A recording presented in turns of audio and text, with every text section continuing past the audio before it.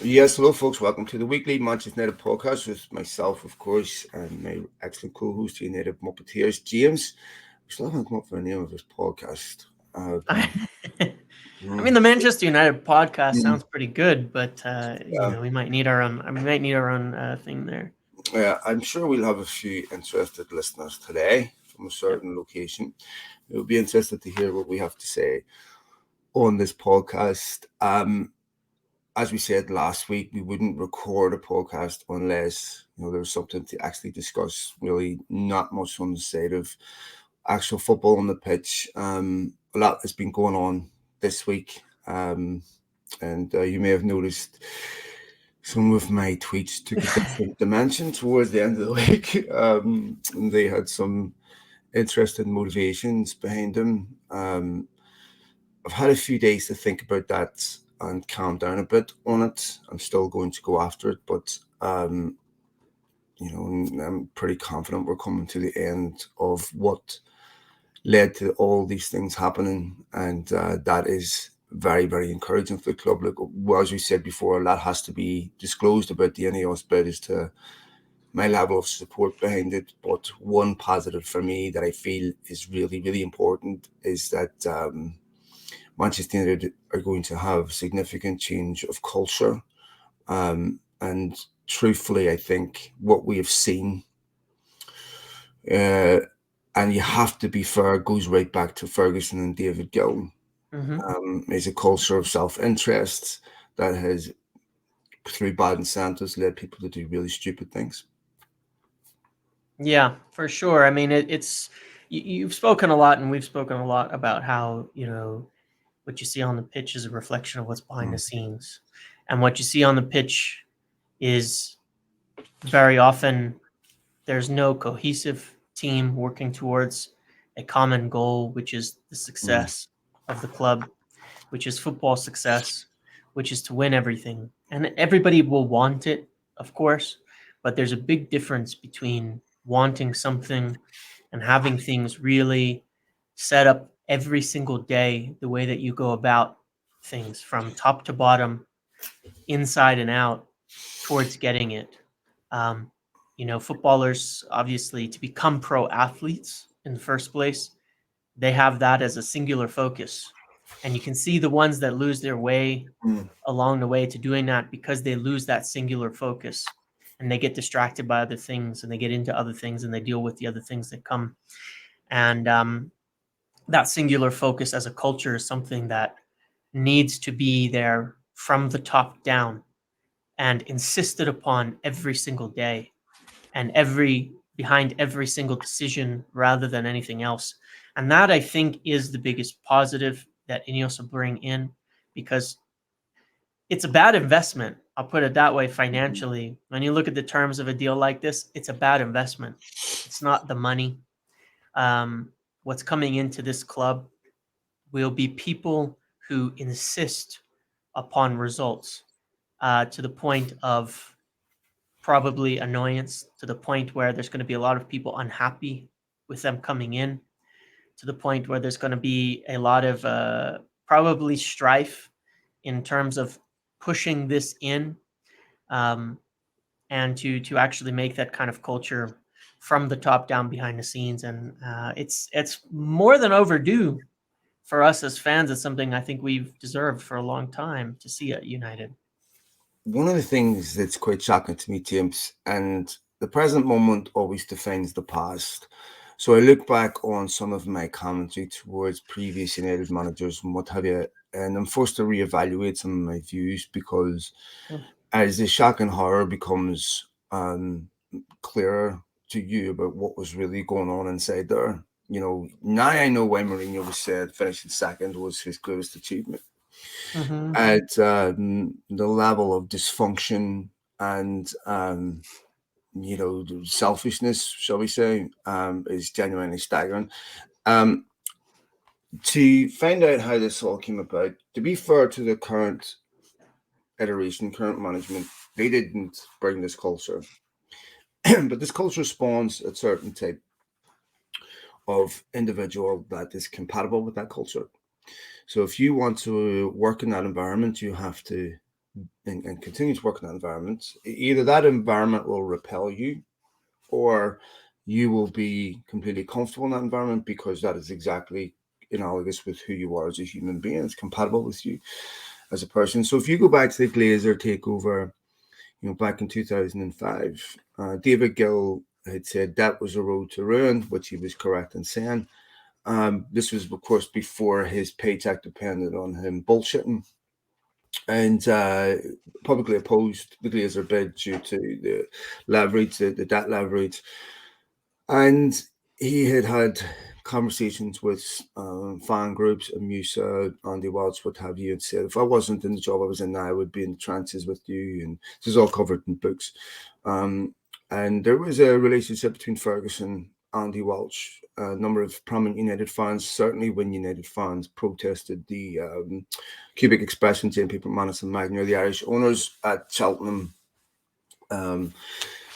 They had been virulently behind Ferguson and United. It was obvious to the fans that this was not in Manchester United's best interest. And then, of course, everything changed. Then Ferguson actually, remember, doing an interview saying, can you believe these fans are harassing me at home? Well, no. They weren't harassing you at home. They had a relationship where that was a reasonable thing to do, to call you, to ask you for you to speak out against this. But the minute it became clear to certain people that this would benefit their own self-interest above that of the football club, that's what they did. They acted in their own self-interest. And so this culture, of course, has existed at United for a long time. David Gill, he, of course, went back on his own word, claimed that it had changed. I don't know what it was before to what it is now, how it changed all of a sudden, get your consent, because the reasons why you opposed the bid were still very much present on the takeover. And then, of course, you had David Gill and Woodward, who did not like each other. And Ed Woodward, of course, acted in his own self-interest. So did Richard Arnold. So did all the other people there before him. So this culture existed for a long, long time. Manchester United being the last aspect of any of this where anyone showed any duty of care, where United were always the least important thing in all of this. This, of course, has led to exactly what you would expect in an environment like that. Lots of fractions, lots of fights. No camaraderie, no unity, and no honor among thieves. And so, what I find to be quite funny and ironic in all of this is, I remember going back to about August, and paraphrasing one of my tweets here, but the message was the same. I said, never in all my years covering United have I had this level of resentment towards the Glazers on the inside. I mean, every other time prior to this, if you complained about the Glazers to people on the inside, you get some, mild provocation. You would get some, yeah. We know the fans don't like them, but they're nice people and all this, right? They'd always defend them. Well, that started to change this summer, where I'm not going to share the individual's messages because I'm not going to do that. It's unethical, but the sentiment was very clear that there was now start to be anger built internally towards the Glazers.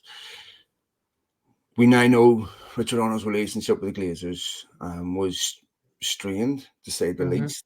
Yep. It's clear that the people inside there really liked Richard Arnold, and they wanted him to stay on, which I think that they felt would happen if a Qatari bid was successful. So this was always in their self-interest, to where it wasn't about what was right for Manchester United. They weren't opposing the INEOS bid, in my opinion, because they felt it was bad for the football club. But what was also interesting to me in this, James, was I was getting messages from previous United employees who worked for other companies who stood to benefit commercially if a Qatari bid was realised, shall we say, who was also feeding information back to me and to others that I now know to be incorrect, about INEOS, about their parsimony and how it wasn't going to be good for the club, and they were going to do this, weren't going to do this, weren't going to do this. It had a very, very, very consistent message with the message that was being put out by certain platforms who are entertainment, platforms. That's no, that's perfectly a reasonable space to occupy, and I can't do what they can do.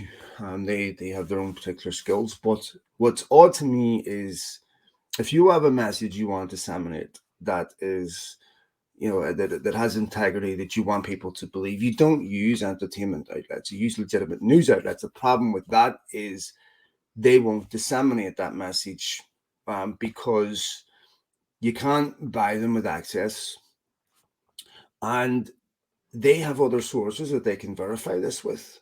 So they're legitimate journalists, so they're not going to do that. Plus, these are also people that make a living off their reputation of being accurate, right? So it's difficult to get people that are not the Onion and say, disseminate this message. Some people will do that because they aren't journalists, because they don't have contacts, and no one would use those outlets to disseminate a message to lend support to an outcome that would personally benefit you. So, for some reason, they decided this was a good idea, and that relationship happened. And I've now found it quite funny and ironic that the people they defended for years, who called them really nice people, the music has stopped, but now the current regime have no chair.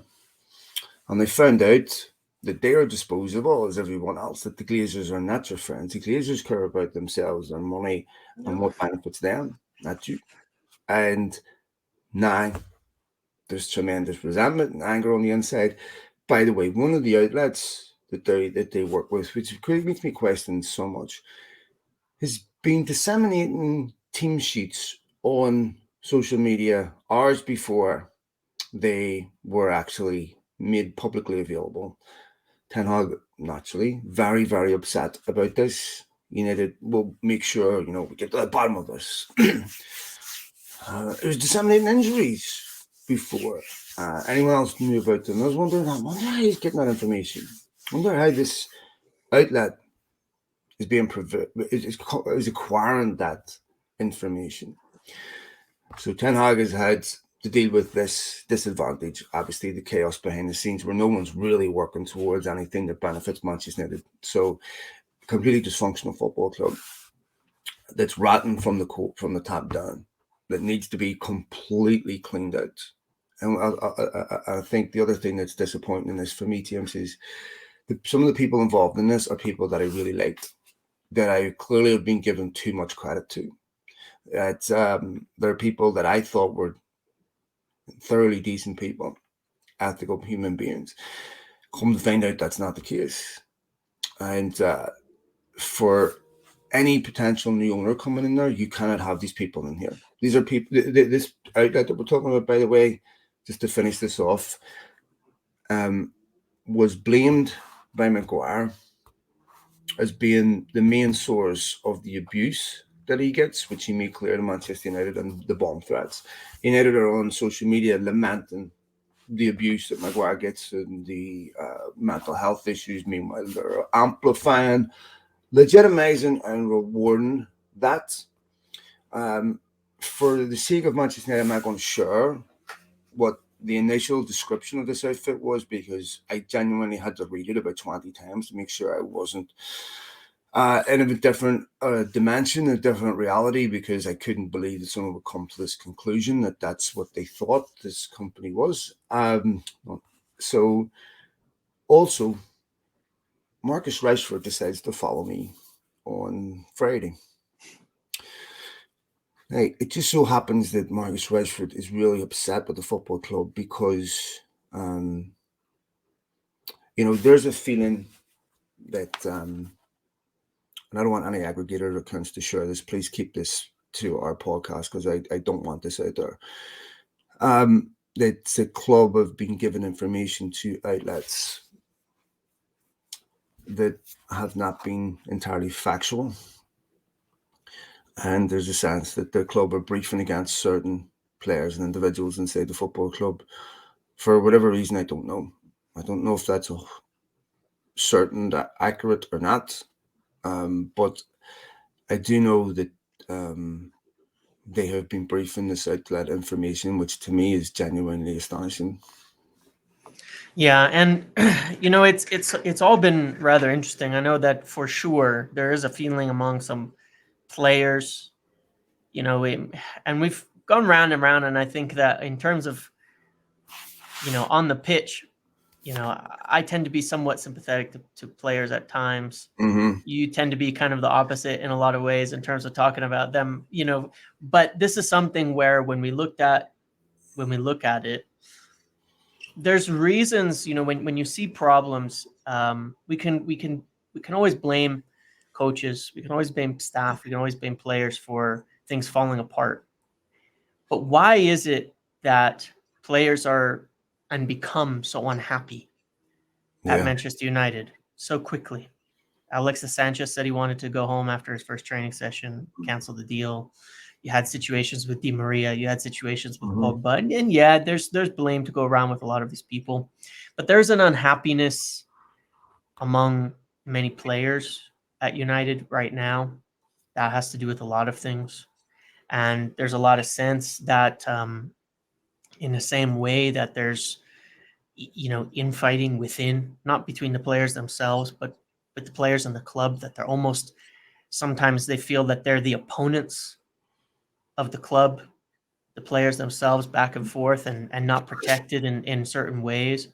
And there's a lot of reasons for that, but it does all come back to what we started with, which is, what is the culture? What is the purpose? I found it very odd, this whole process, since about February, I guess I would say, on the Mm-hmm. takeover.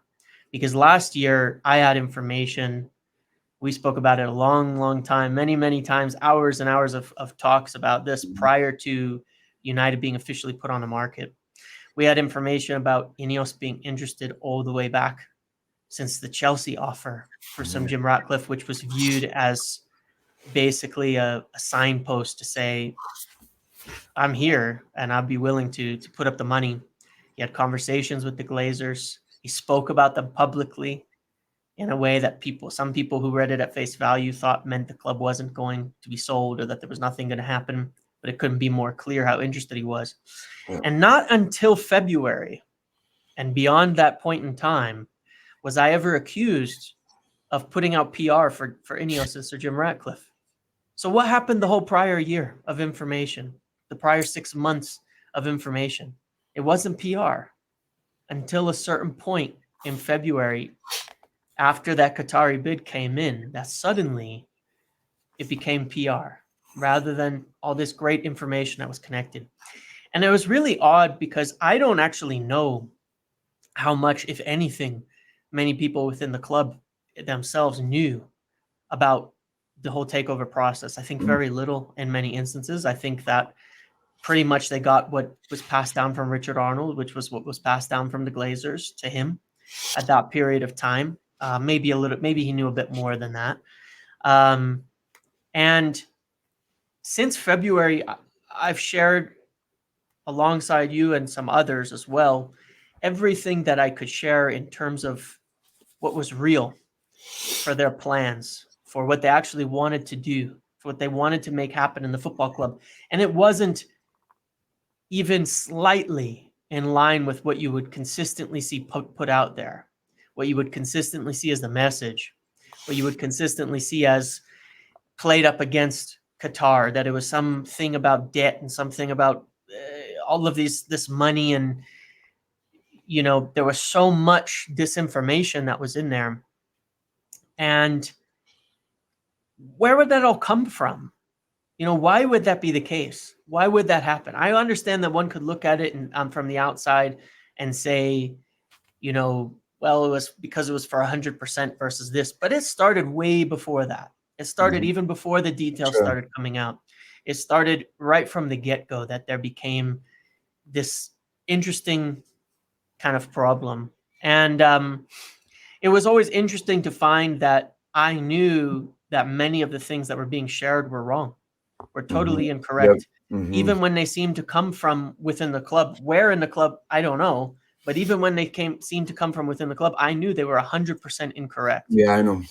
And then you have to wonder, where does that, again, as I said, where does that come from and why? And that all just kind of ties back to this, that, there was some reports that there was a lot of people unhappy when it came out that the Jim Ratcliffe bid had come through and was going to occur. This was reported by other people, not myself, but it was reported by other people from within the club that there were a lot of people who were unhappy, that the INEOS bid was going to win at the end of the day, or was going to come through. And you have to think, why? What's being passed and what's coming through there? And given what we know about their intentions, given what we know, what we're looking at is happening now, Richard Arnold is gone already, essentially, from his role. There's a fractured relationship between him and the Glazers.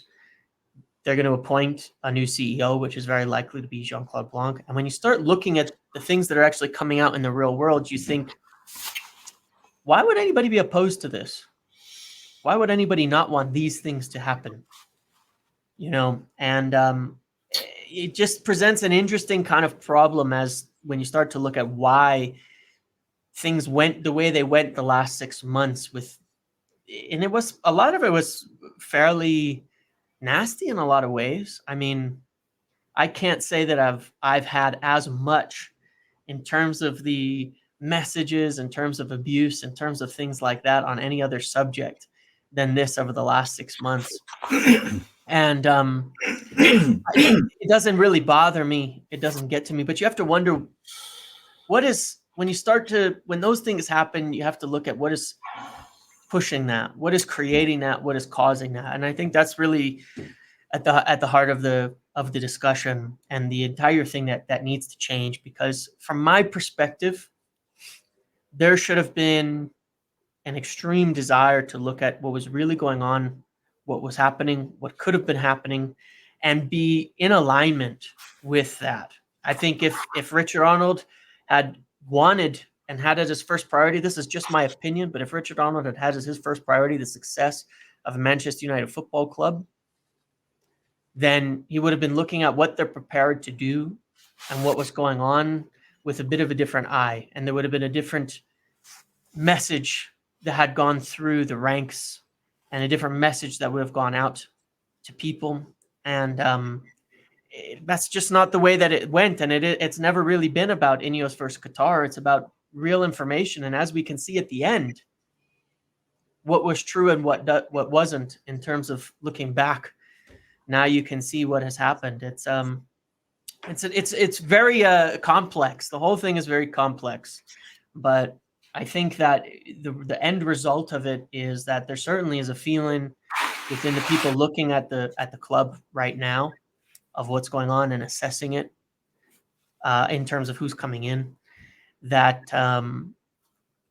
it's not functional. It's not functional at all. And I think there's a surprise almost at how dysfunctional a lot of it is. And sure, as you said, this culture started a long time ago. And so it's not to put the blame on all of the individuals, one by one or anything like that as to what has happened, but from the top down. And I wouldn't be surprised to see it viewed as necessary that there is so much to clear out at United in order to fix this, because how can you tell at this point in time who's going to be in alignment and who's going to be able to work with you on your goals and who's not, based on everything that's happened? Look, I think in some sense, I can understand, if you're not an executive, why you would prefer a certain outcome for the company you work for. I totally understand that, right? We're all human beings, and if I'm working for a company and there's two people competing for the ownership of the company, I'm probably going to have a preference for where I would like that to land. Maybe the one set of ownership group have said, we don't rate you, we're going to sack you, or we're going to completely, overhaul the club staff. I can totally understand why there's certain people on the inside would say, I really hope these people don't take over the football club, because we all act in our own self-interest to a degree. I understand that, right? Accept that. If you're an executive, however, and I'm not saying this 100% happens, but because you have to be I have to be very careful with claiming objective things. But if you're an executive, um, then that's less forgivable to me. And I think well, you can have a preference, but you still have to act with impartiality. I'm sure all United executives did, but I think whenever you make decisions about who you would like to work with to help influence um, public opinion, then I think you have to be very, very careful with that. The problem with that, James, is this, and as you know this, when you are informed on things inside the football club because you have multiple different sources of information. As you just said, one of the things that you realize is that a lot of the things that they give you are bullshit, right? They're just not true. And I understand when you're first getting into this game as a reporter, why you take their word as gospel, because I did too. Well, whenever like years ago when I started getting bits, I was like, oh my God, I can't believe they're telling me what's going on. And then as things develop, you realize this is not correct. When you report John Murray's job is safe, it's business as usual, and then 24 hours later, it's being reported that he's gone, you have to see exactly what's going on if you're on the wrong end of that. If you're claiming an exclusive and saying Murray's job is safe, it's uh, and then the next day it's being reported by people like John Cross, who are highly reputable journalists, and we've been given that information too, that that's not the case. I'd be angry if that was given to me because that's embarrassing. And this is where you learn over the years that they also have their own agenda, and they'll use guys that have decent follower counts to put that information out there. And as you get more and more experienced at this, you start to learn to read between the lines and you start to verify and you start to check against certain things. I mean, there's even things that I haven't run that I've run it by United. They've given me an answer and I know that answer is not true. And I protected certain people, and you know, you've done the same. And there's been certain things that, if they were revealed, would be extremely embarrassing to certain people. But we chose not to do that, and because I don't really want to be someone that puts diarrhea into the the information ecosystem. I don't I don't see any benefit in hurting people who make stupid mistakes because we all make them, right? Mm-hmm. If it's egregious and it's character defining, then that's different. Then you go, okay, well, wait a minute, that's something that people should know. But and make no mistake about any business has and self-interested people to a certain degree. But I have been really shocked at how bad it is at United, to the levels it's gone to, and how it's been allowed to develop this long, and how is a reflection of the fact that there hasn't really been any proper alignment with goal sport and goals for years. And Mm-hmm. it is truly a miracle that any manager comes in there and gets players motivated and gets them to succeed, but it's completely unsustainable in that environment. So I don't blame people for feeling a certain way or for wanting a certain outcome. I get all that. And um but the way they went about it to me was so disappointing. And I think when INEOS are going to have to completely change how this football club is run. And in my opinion, and I wouldn't have said this a week ago, well, I would say it now, there isn't a single individual that I can think of in executive level who should be kept on, because they are, at this point, you are a product of that culture. The organism that you see is a product of the environment. There's nobody in there that's working against their will, who doesn't want to be a part of that environment, who doesn't thrive in that environment. Maybe there's certain people in there that are, because there's a lot of good people work at United, amazing human beings. I'm talking about the people that were in a position of influence, that were in important positions, who were in a position of trust, and who were clearly not acting in the club's best interests. It has to have to go around all of them go. Yeah, I hear you. And it was interesting because I asked somebody, and they'll probably listen to this podcast today. I asked I'm sure they somebody. are. Well, I asked somebody else. There's quite a few people who probably listen to this one, but I asked somebody in particular recently about a few things at United, and they spoke to some people that they know. And this is not a person within United. This person in particular, okay. But I asked them, and they spoke to some people, and the biggest thing that seems like everybody knows, and I'm talking about the people on the ground working, and there are a lot of good people at United working. Mm-hmm. And that's one thing I've always continued to try to say, because it is true, and you never want to paint everybody with a broad No, strokes of something. There are a lot of good people working at United.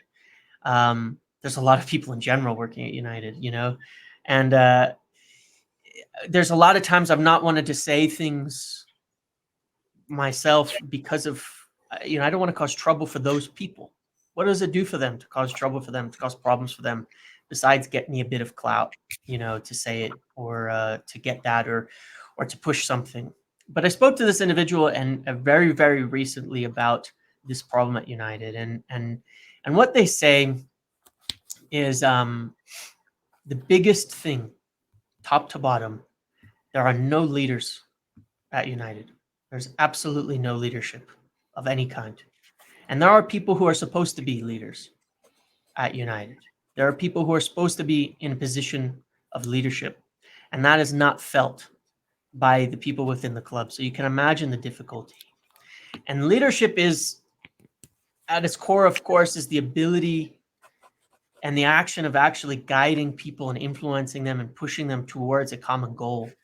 In any team, we see it on the pitch, and this is where, again, it goes back, which I really love the thing that you've constantly said about this, because it's always struck me since then, when you look at it, is the lack of leaders on the pitch.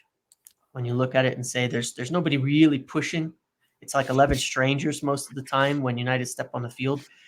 That's how it is behind the scenes for a lot of mm-hmm. people on the ground. That's how they feel every single day. That's how they feel at so many different levels of this organization. There's a thing from Marcel Bout coming out today. I've hinted at this before. He's an ex-scout. He was, I think, the head scout for many, many years. And I think he's been hired by Ashworth at Newcastle.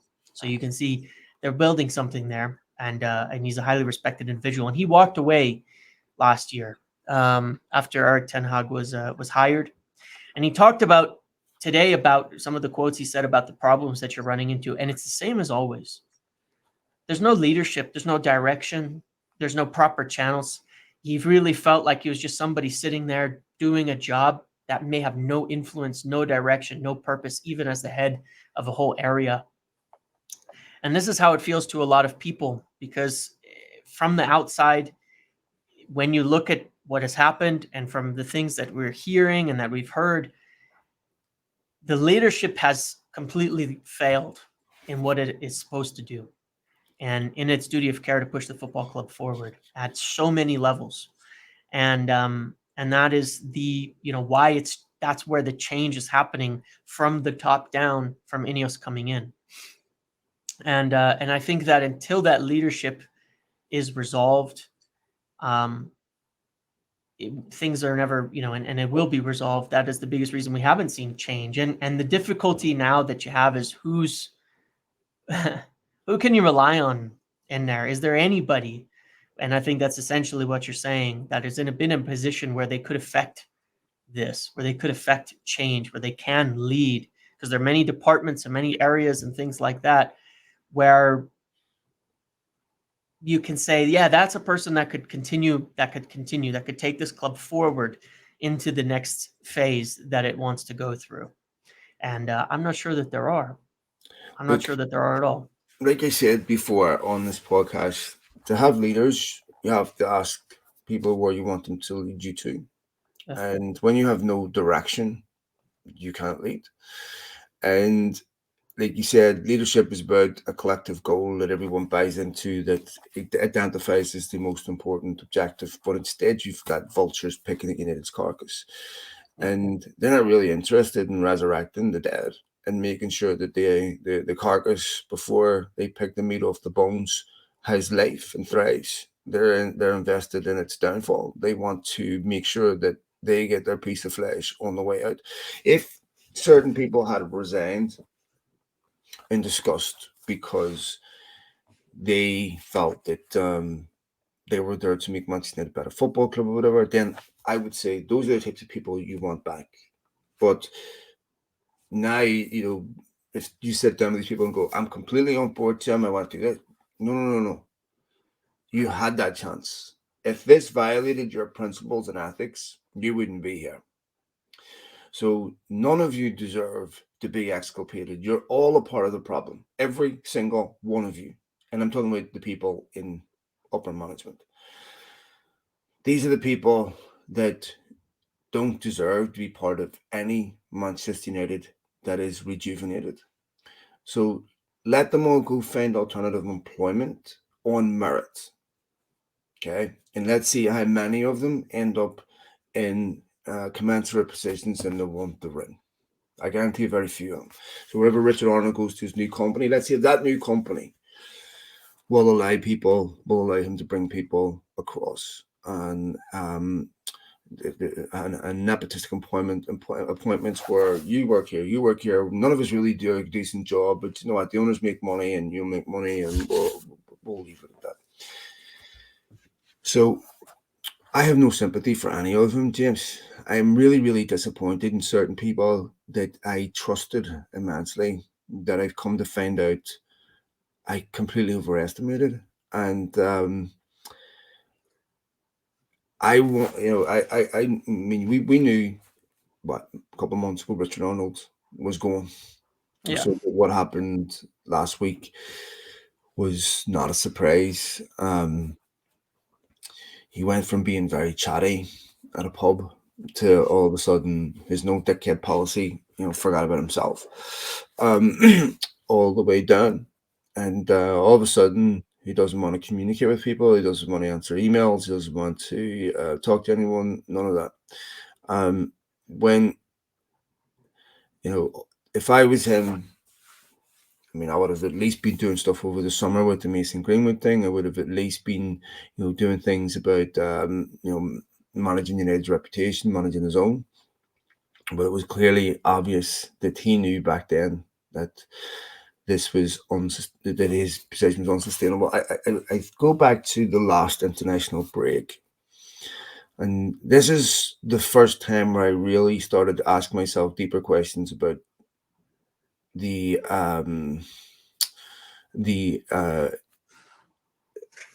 conduct of certain people on the inside. And I had asked particular individual at United when the last international break happened, when it was more or less revealed that INEOS were on the verge of doing this deal. And United had just beaten Burnley 2-1. And I was going, this is going to obviously lift the mood inside the football club now and give everyone a boost. And the response was actually no, the opposite. I'm really concerned about the impact on the team and certain staff and what have you. I'm like, ooh, why? Why would this have a negative effect? And I mean, I'd had certain questions about this before, because obviously you get information. I'm like, they are devastated that this is happening, because this now confirms that this little self-interest cabal is over. That all of a sudden, INEOS are going to clean house, and this, no longer do you get a job because you're mates with someone or for any other reason than actually you deserve the job on merit, and that you take care of your primary responsibility, which is to make sure the club are taken care of, to have a culture of leaking things, damaging things.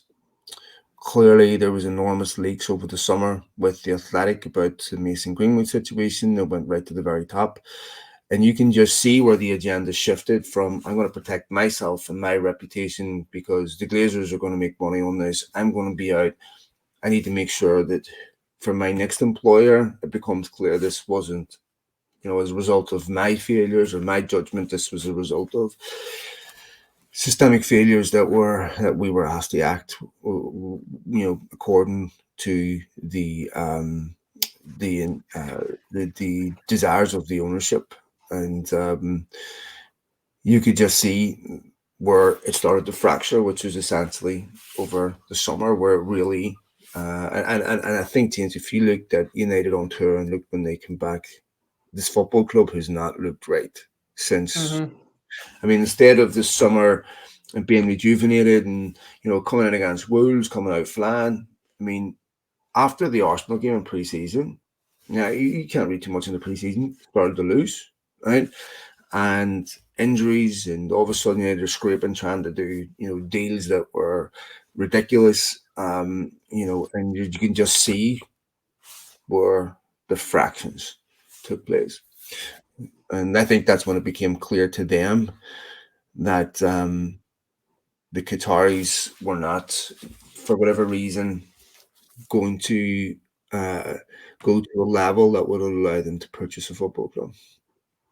Yeah, there was definitely a point, and there was a point in summer nearing the end, especially after the season had started, where they were offering all these deals, and if we could read between the lines on these loans that all had cancellation clauses, whatever the clauses is called, I don't remember the word off the top of The my head, break but clauses. yeah, these break clauses in January, loan deals only, nothing long term. It became obvious to me looking from the outside, and to you as well, we spoke about this, that this was not a takeover coming in, because somebody coming in and buying up the full club like the Qatar would not care about that.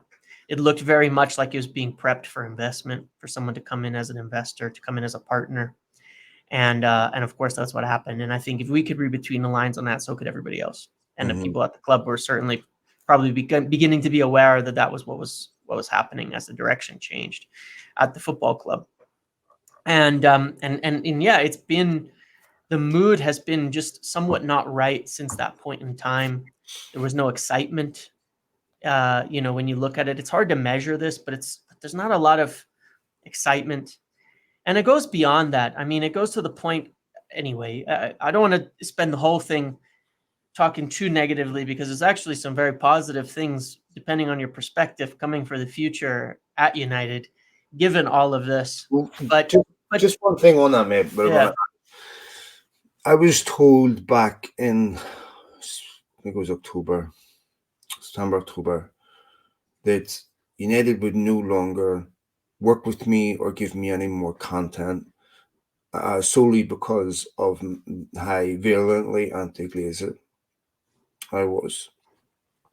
Allegation, by the way, that when I had Luke Shaw on my podcast, the United stand, Mark Goldberg, said that the only reason why they weren't getting players or content is because they were extremely anti-Glazer. So should we assume that they're pro-Glazer today? Should we assume that they have now moderated their content to a point where they are now certainly acceptable to Manchester United? I don't know. Maybe this is just a standard they applied to me. Maybe they've applied it to other people, but they have remained steadfast, which is totally fine by me, because I'm doing this 14 years. I don't get the same level of excitement that I used to get when I first started it from interviewing United players. In fact, they're often some of the most. I'm not saying I wouldn't do it, but there's so media trained that it's usually nothing worth of interest in there. I do think people like Andy Mitten and what have you, who are exceptional journalists, Laurie Whitwell, many other exceptional United journalists that work their arse off, that are constantly at United games, that have developed relationships over years, that have the strictest ethics. They should be getting that content. That's exactly who it should be going to. But apparently they have a content allocation policy that's applied on an ad hoc basis. So I don't know. I suppose United stand and Manchester United could explain why all of a sudden their coverage is compatible with the messages that the club would like to disseminate. Because I can absolutely assure you that that's exactly what they said to me, and I'm in some sense take it as a compliment. Yeah, understood. Yeah, and I mean, it's always going to be about being authentic. I think is the number one factor. Something you can't change in the slightest. I think I've been accused of being too positive on certain points, so I'm going to stick with that authenticity too. Um, but one of the reasons I think it's important to cover all of these negatives is because I think it's important to understand this is that when things change at United, we're not talking about minor changes. Um, Football can be looked at on a surface level and say there's X number of players on the pitch and they got to kick the ball around better and you need certain players to be better. And that's true in a major sense. But, certainly there is a lot more. If you've been in business, any team, any company, anywhere you go, you know exactly how much the things that go on behind the scenes, the things that affect mood, the things that affect morale, affect the end product of what you can deliver and what you can produce, the effectiveness of it, the quality of it, the efficiency of it, all of it from top to bottom. And basically, where it stands today, given all of this and the things we've talked about with the players, and you can blame the players for downing tools and things like that at times. I don't think they've really done that. We've already talked about, I don't believe in things like losing the dressing room and such. I think the mood wanes and waxes essentially based on results and things like that pretty constantly at any sport outfit. And but the mood and the feeling is poor even when new players come in. They end up very quickly feeling unhappy, and it shouldn't really be this way. It's not all the responsibility of the club, but it is happening, and it is something that they should want to sort out. And when you look at this, when you take something like, the situation of John Murtaugh, to be fair, I've looked at with INEOS coming in, and I think as we've both heard, I don't know the logistics of this type of thing, but it's probably more than a formality at this point in a time. I think from their perspective, they're pretty much part owners of Manchester United at this point in time already. Oh, you got the same And message I got this yeah, morning. yeah. And so I think that that's their perspective on it. From a legal standpoint, I don't know how that all works in terms of timing and everything, but that's the perspective or the perception of people who are close to or around it. And so when they're coming in and they're talking about, you take the situation of John Murtaugh, who is the director of football. Well, on the one hand, you look at it and say, fine, United have never really had a director of football. John Murtaugh isn't a director of football in a sense that you would have at many clubs. He's not defining and setting the sporting direction of the club from a top-down level that's going to run things. That sporting direction, I think, is entirely undefined, as we've often seen with decisions that bounce between A, B, and C with no relevance between them. I think people comment sometimes when they look at the types of names that come up in United recruitment that there's no real logic to it, that you don't go from recruiting Frankie de Jong to Casemiro from Rabiot in the middle with any sense of direction being involved in something like that. And, at the end of the day, the discussion about, is he safe in his job? Is he not safe in his job? I think it doesn't really matter. Why should one should ever perceive that they're safe in a position that is based on performance and merit? You're Can safe I if you take get up on that? results. Yeah. You know what is incredible to me? Mm. So when we talked about Eric Ten Hag, I don't know, 2 weeks ago, there Yeah. was a message that, of course, as is often taken out of context by aggregators and what have you, that says that, you had claimed that Eric Ten Hag's job was under threat. And there was a subsequent message from United about being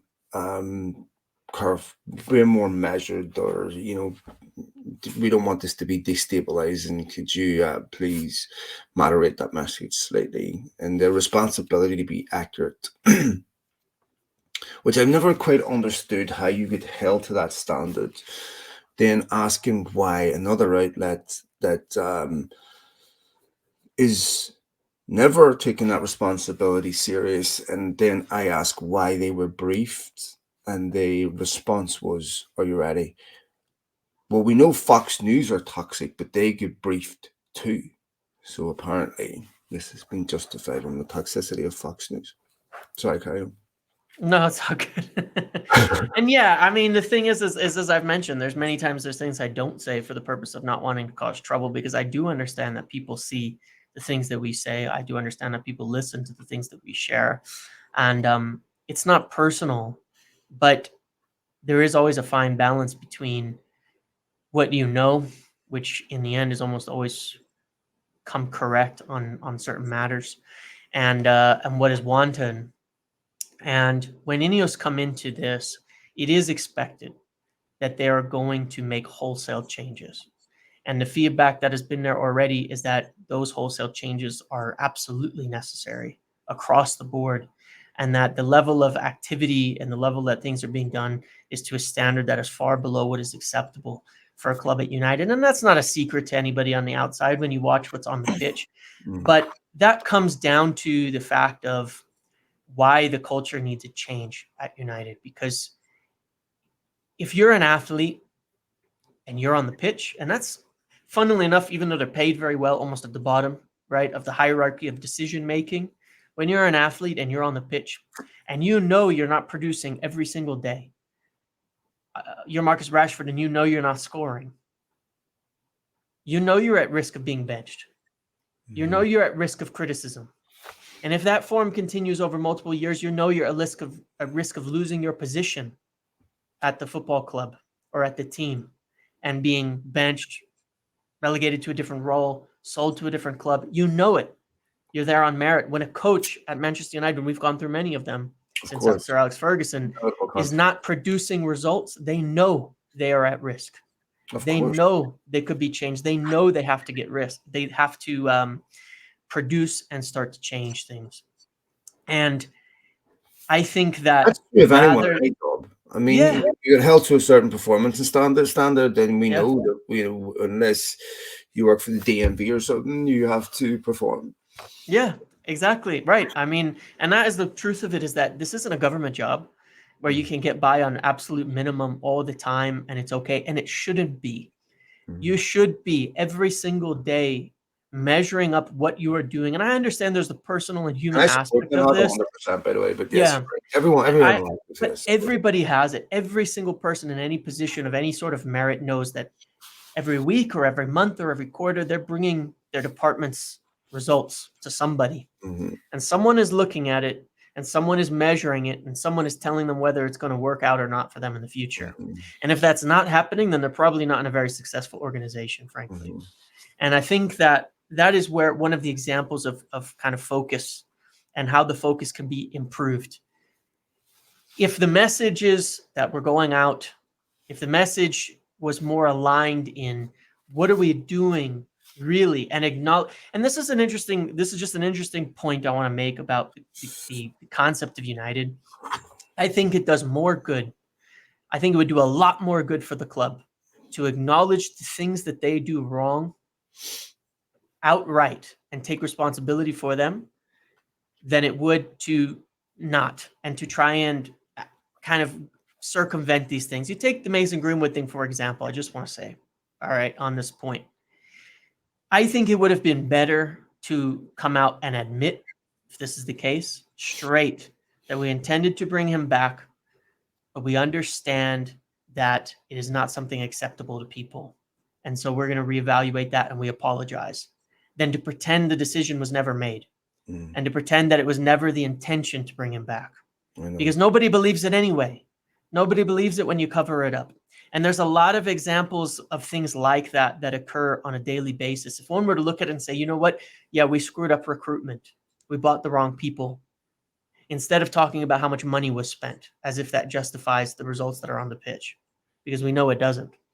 And I think that this is a part of the culture of accepting and focusing on football and on results, because it's not about image. And I think that a lot of people would be better off and would actually find their jobs a lot easier if it was done in that focus than if it were on the brand and protecting the brand and things like that. But that is, of course, the problem with United, as we talked about from the beginning of this thing. And I think that is something that is going to change. I mean, it's real interesting. I just give an example of this. INEOS with their ownership of Nice, I think I've heard more acknowledgement of getting things wrong and doing things incorrectly for the first 3 years and how they've sorted it out in 4 years than we've ever heard at United in terms of acknowledgement of what was actually done wrong, of the mistakes that they've made, of the things that have happened to get where they are today, which is an improvement. It's not to say they're like the grand example, but it's a point about the culture and how these things are done, of looking at it and saying, we didn't get the result we wanted. That means we messed up, because responsibility is the only way to create change. If one cannot be and take responsibility for the things that have happened, then they're not going to fix it in the future, because it's never their fault. It's never their problem. It's never something that they did to make this happen. And if you put blame on everybody else's doorstep, then you will never figure out what you need to do to improve. And that has been the culture, I think, at United all the way through for a long time. And that, of course, then goes down all the way to the players, to where, yeah, they're going to put the blame on everybody else. Can you blame them? So does it. Everybody else does it. Why shouldn't When was the they? last time a CEO or chief executive or executive vice chairman resigned at United out of not doing their job properly? Yeah. And no one with any degree of charity or just would even dare suggest that United have had anything remotely successful in the last 10 years. Yep. Just quickly, Todibo is someone that we've talked about in this podcast before. Yep. Being having a link with United looking at centre backs for January. That would be a relatively easy deal to do at INEOS, or expecting to be confirmed by the Premier League before or by the start of the January transfer window, so they could be in a position to make that happen. Yeah, I think that they could. I don't think we're going to see massively significant things, and I think part of the complication of that in January, aside from financially, is just the level of things that do need to change and be adjusted at United. As far as I hear, that there's complication in that respect, that they don't want to rush into making too many decisions. But Todibo, fortunately, is a player where both sides of this deal will have an immense amount of knowledge and understanding of the type of person and player he is, and be able to make something happen. So I think something like that could occur. I think that one of the things that has been interesting that has come out as well, without taking sides on something like this, because it is a more complex issue and speaks to it all, is as well the resolution of the issues with players like Jadon Sancho and Rafael Varane, wherein there are issues. There are issues with them. You see a report from a journalist in Germany today, who happens to be quite good for Bayern Munich, saying that they've explored the potential for Rafael Varane. Now, whatever's being said within the club or things like that, you can bet it's very likely that Rafael Varane's agent is already exploring potential avenues for his departure, somewhere where he, you can just read into that however you will. But these are the types of situations that also will be of a top priority to resolve. You've seen some stories from some people about Jim Ratcliffe already asking for them to be resolved. You've seen stories kind of hitting back about nobody's going to tell me what to do in my locker room and these types of things. And I understand both aspects of it. I think that part of that lack of direct communication can stir up a little bit of a hornet's nest. But even those types of stories going in and out of United are some of the things you hope to see become a thing of the past once new management comes in. I don't think you can come in and tell Ten Hag he has to resolve the issue with Sancho, because to me, in that situation, there is no amicable resolution. You've already decided the outcome, so Ten Hag has no ability to go into that discussion and extract anything from Sancho on a concession, because he's already been told this is what you have to do. So if you're going to compel somebody to accept an apology, the apology is not even necessary, because it's already been decided. So I think if you want to come in and say, let's try to resolve this, let's sit around the table and see if we can find a solution to this with the new dynamic, that's totally fine to me. But I don't think you can go in there with a predetermined outcome and say to Ten Hag, you have to, otherwise United are going to be an exact. I don't care if the managers are Ten Hag, Zinedine Zidane, Luis Enrique, this is you took something that, and I'm sure any of us are smart enough. Yeah, I think it's more in line with what you just said. In the truth of the situation is that I think one of the things that they are unimpressed with is how this kind of stuff happens at United, how it gets to these points, because it's about far more than the manager.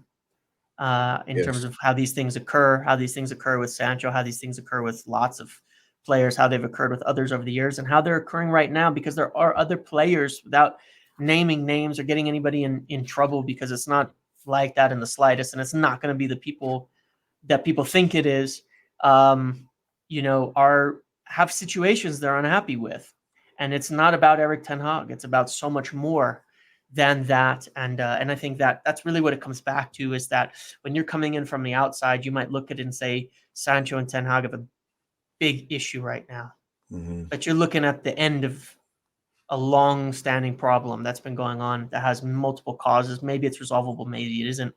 But these are examples of some of the things that they have already looked at, that they've observed, because maybe it's limited the amount that they can be in the club. You can bet that they're probably hearing from agents and people like that who are wanting to let them know what's going on with their players, what's going on with people, all of that. When new owners are coming in to run a sporting side, you can bet that you're getting calls constantly to sure. people around INEOS from people representing players and individuals around football right now. Um, you can just bet. And so, yeah, these are some of the major things to be resolved. But I think in January, yeah, someone like Todibo's is plausible. But yeah, certainly these issues, these player issues, these things are going to continue to be addressed in the meantime, as soon as they can get in there and to hopefully make a difference. And that is as well part of why they're going to not want to make large, massive, sweeping player changes and signings, because they really do have to get their hands in there a bit to determine, a few things. I agree. All right, folks, we'll leave it there. Yeah, Hopefully, the next time we record this podcast, there's more progress on all of this behind the scenes, and its convalescence can begin, and we can see people on the inside having a common goal of making sure Manchester United are represented in the best way possible, and that the football club remembers that it's the biggest football club in the world, and it doesn't have to work with certain outlets because their brand depends on it. No more Fox News briefings and stuff like that. We leave it there, folks. Thank you, James. All the best, mate. And of thank course. you, and to the people at Manchester United who are listening to this. I hope you like the podcast. See you later, Talk man. to you later.